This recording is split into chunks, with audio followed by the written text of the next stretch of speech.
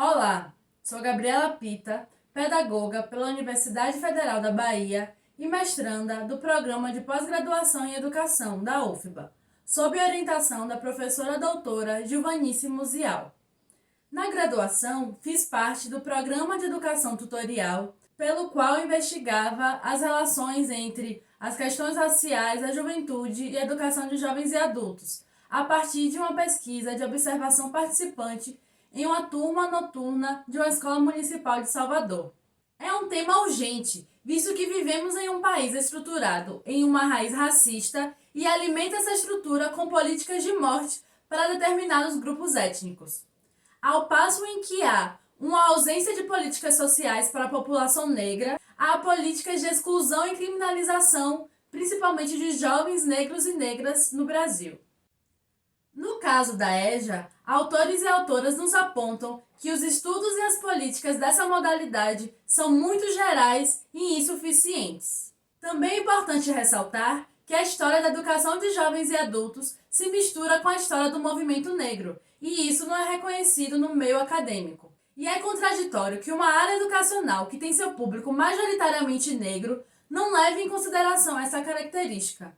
Como vamos atender às demandas de um público sem conhecer suas especificidades? Além de conhecer, é preciso valorizar essas dinâmicas específicas como cruciais para o planejamento pedagógico, para a organização do ambiente escolar, para a formação de professores e, de forma macro, para o ordenamento legal da educação de jovens e adultos. Quando nos debruçamos sobre o cotidiano e o diálogo com as diferentes juventudes negras que atravessam a EJA, colaboramos para a humanização da representação desse grupo perante a sociedade. Desse modo, podemos colaborar também para a produção de políticas educacionais mais eficazes. Frente a esse contexto, foi preciso realizar um estudo bibliográfico, incluindo o mapeamento das principais políticas educacionais de EJA que atingem o município. Foi realizada a observação participante na mesma turma durante 2 anos letivos, com o apoio do diário de bordo. Houve aplicação de questionário na turma para conhecer melhor o perfil desses sujeitos e entrevistas com um jovem negro de 16 anos, trabalhador, e uma jovem negra de 20 anos, trabalhadora e mãe. Nos 12 questionários respondidos, identificamos um público de 16 a 58 anos de idade, com renda familiar inferior a 3 salários mínimos, majoritariamente trabalhadores e trabalhadoras, como cuidadoras, babás, ajudante de aplicador de gesso, garçonete, cozinheiro. Com as entrevistas, pude aprofundar as trajetórias, concordando com Arroio de que há um entrelaçamento entre as trajetórias humanas e as trajetórias escolares truncadas. Ouvindo a jovem, me deparei com a violência de gênero na infância e a gravidez precoce. Quando perguntei sobre como ela enxergava o racismo em sua vida, ela contou vários episódios de discriminação racial. Por exemplo, quando ela ia ao mercado e observava os seguranças lhe perseguindo. Que com 20 anos ela não se identificava como jovem e foi contando vários obstáculos que impediam ela de viver essa juventude de forma plena.